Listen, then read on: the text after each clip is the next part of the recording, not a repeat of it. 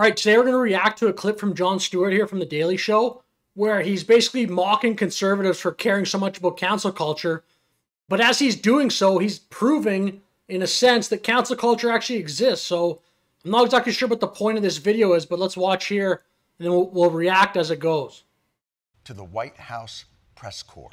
Can we still assume that the Kansas City Chiefs will be visiting the White House this year in celebration of their Super Bowl victory? You confirmed is the Chiefs kicker Harrison Butker. How is this even a question, by the way, in the White House press, to the White House press secretary? What is going on?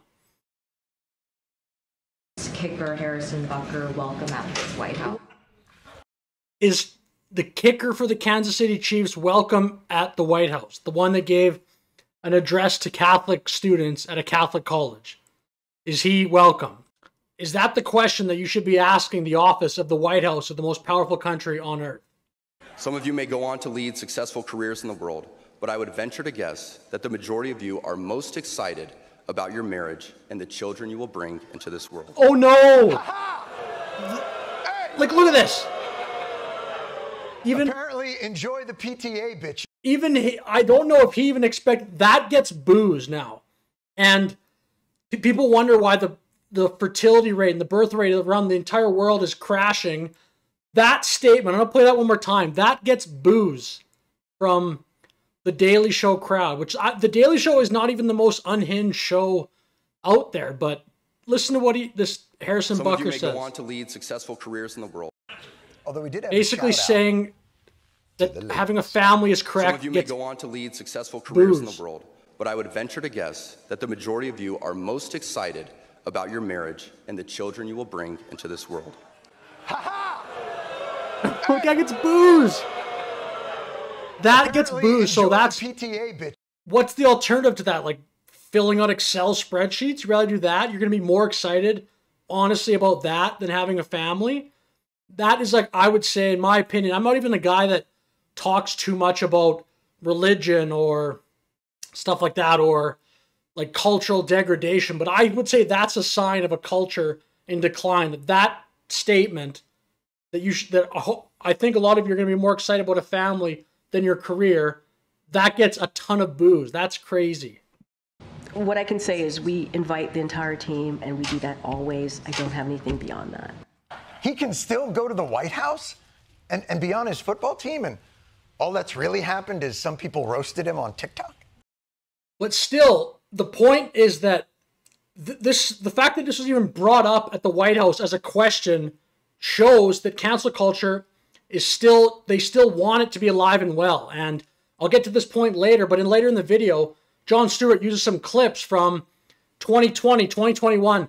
That's why people still care about this, because if Harrison Butker gave that speech in 2020 or 2021, when I would say peak woke and everything was crazy and the people were trying to convince us that Elon Musk and Joe Rogan were these far-right nut jobs, the White House might actually fall to that public pressure like so many people did and say, yeah, you can't come to the White House. This time they didn't, because people are a little bit fed up and more people are speaking out. But Jon Stewart showing this does not prove cancel culture does not exist. The fact that a White House credentialed reporter asked the question to the White House and he showed the clip, that Harrison Butker gave a speech telling women that they're probably more excited about a family than a career, that someone, again, with White House credentials asked the president, the White House, is he welcome here?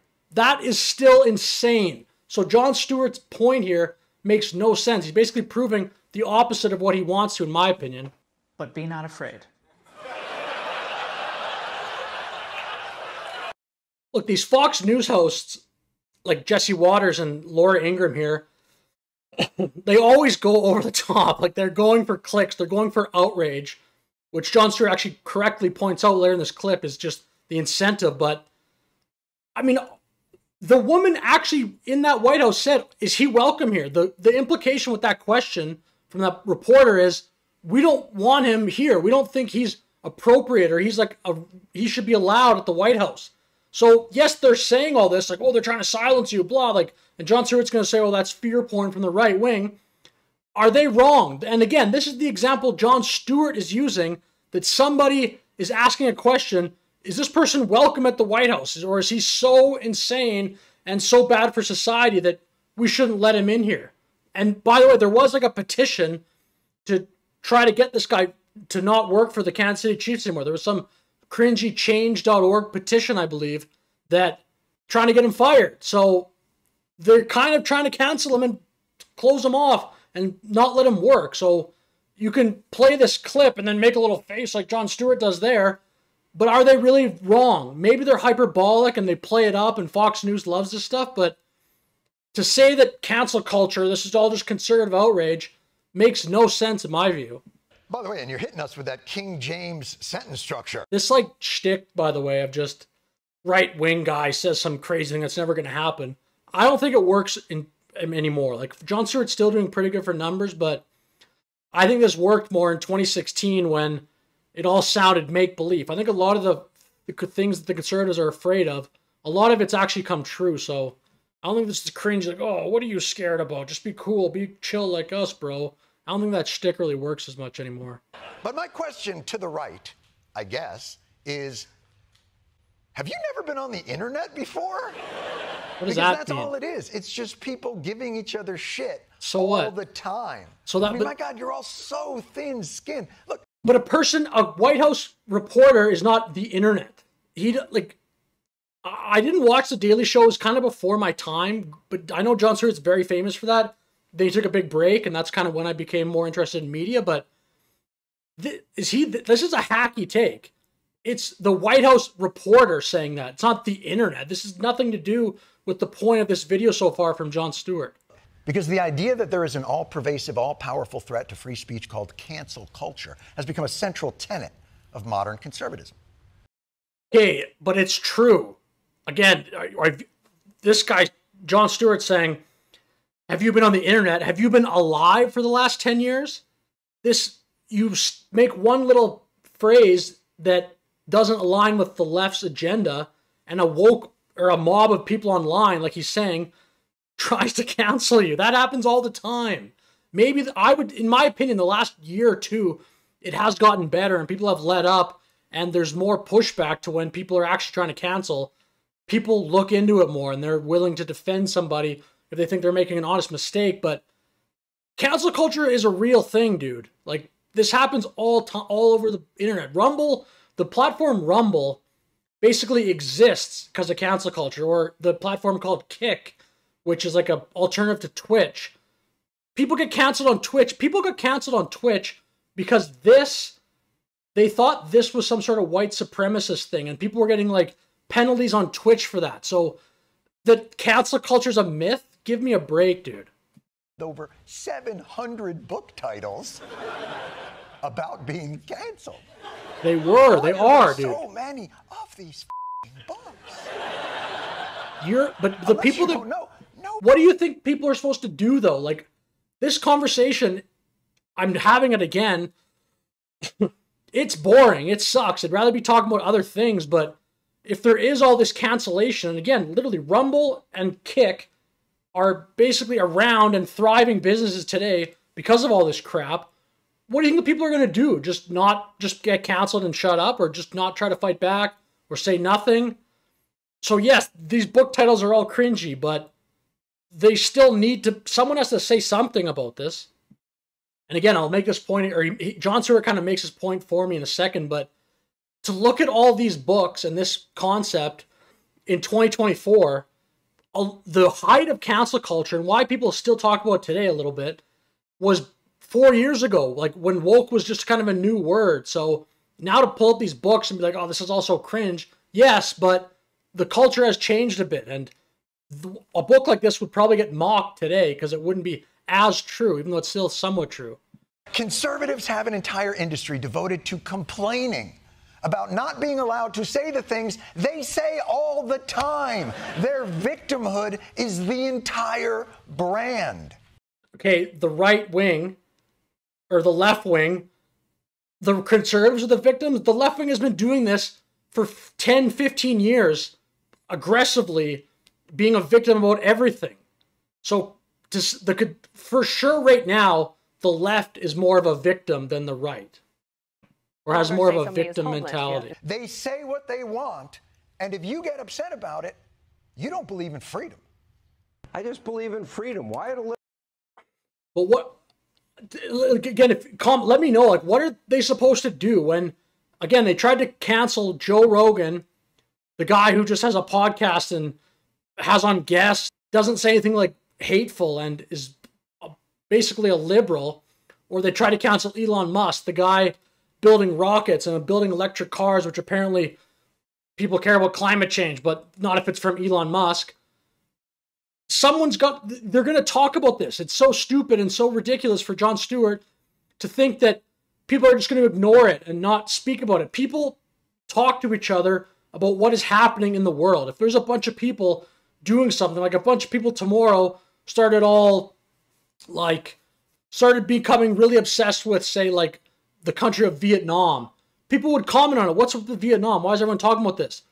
If people keep getting canceled and then you expect people just to shut up and not say anything about it, that's ridiculous, but we'll move on. What is he? It is absolutely true that in our modern social media-driven society, our interactions are incentivized and monetized for outrage. And it is exhausting for everyone. But contrary to your conservative... That's true, though, and I don't know what to do about that, but like on YouTube or probably any app, Instagram, TikTok, you get pushed out if more people comment, and you're kind of incentivized to like throw out a video that you know people are going to get mad about, and then they comment, and then other people comment on those comments and like the comments and whatever, and then it gets pushed out more. And you see this especially on Instagram, I find that there's so many posts that it looks like it's intentionally trying to piss people off. Like it'll be a post of a guy trying to intentionally piss off like women, or a woman doing something ridiculous, intentionally trying to get men to be like, no, you're wrong, or the other way around. Or I've noticed that more in like the man versus women sphere. There's just intentionally rage baity posts, and I wonder if there's a way to fix that, but I don't know. Anyway. Monetized clicks. Outrage is the engine of our modern media economy. And some...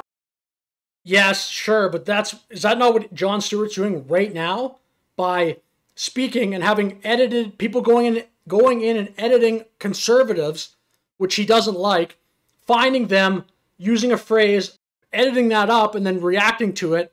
What does he think? Like, maybe he's okay with the fact that he's doing it as well and he's just playing the game, but he's literally guilty of what he's doing right now, much in the same way that I think at the beginning of the video, the point he's trying to make that these conservatives are upset about nothing, that Harrison Butker, it wasn't just people online. It was literally someone at the White House. And plus, like I said, there was a petition made up.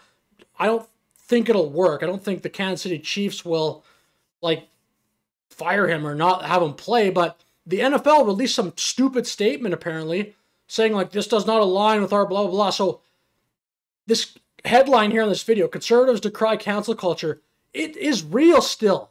That they can do it, conservatives can do it in like a cringe way if you think, but they're not just making this up. And they're not going to not talk about it. It's ridiculous to hit the point of this video to say that people online are not going to bring this up or not going to comment on the fact that people try to cancel each other. What does Jon Stewart think people should do? Just pretend it's not there and, maybe make a more virtuous video. I'll make a video on tax policy instead, or whatever Tucker wants or Jon Stewart wants to talk about here. I don't know. It doesn't make any sense. And by the way, the whole outrage thing, a lot of Jon Stewart's videos are like this, so it is strange. But contrary to conservatives' victimization complex, there is no organized cancel culture conspiracy. Or then he goes into the speech about how there's cancel culture. The real cancel culture on the right is that Trump and MAGA cancels other conservatives that don't like Trump and MAGA. And to be honest, I haven't been following that closely enough to really comment on that, but I wanted to comment on this, like basically the first 2/3 of this video. Yeah, like I said, my main point is that the Harrison Butker, it wasn't just people online, like he says in this video, Jon Stewart. People actually tried to cancel him. That White House credentialed reporter, is he welcome at the White House is an absurd question, in my opinion.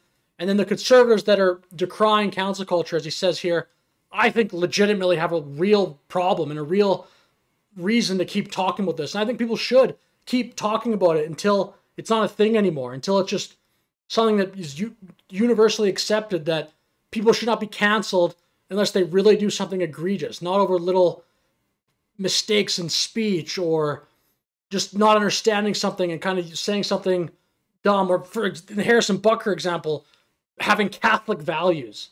And speaking, by the way, at a Catholic school, that's something that people should not be pissed off about. So until that world happens where people are more understanding, more accepting about other people's views, which for example, like, it doesn't seem like the left wing is very accepting of the right wing, or the right, like the left wing would be accepting of this guy's Catholic. He has Catholic values. What do you think he's going to say? But nope, people want to get him fired. People don't want him at the White House, etc. So anyway, with that said, thanks for watching this video. Let me know your thoughts in the comments. If you disagree with me, let me know. I was intentionally trying to make you mad for the outrage like Jon Stewart. Just kidding. But anyway, let me know your thoughts in the comments. Thanks for watching. Have a good day.